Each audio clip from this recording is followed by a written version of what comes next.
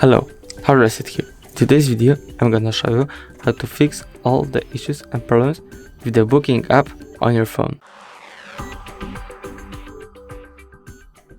So first thing that you want to do is go up to the Play Store, go up to the search bar, booking, check if you have the newest version of the app. I have the newest version of the app, so everything should be alright, but if it's not, I'm gonna show you 2 more ways how to fix it, step by step. Go to the settings, go to the apps, see all, finder, booking.com, permissions, and allow the permissions, like here, allow all of this.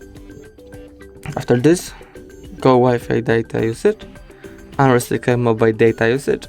After this, everything should be fine with the app, but if it's not, I'm gonna show you last way.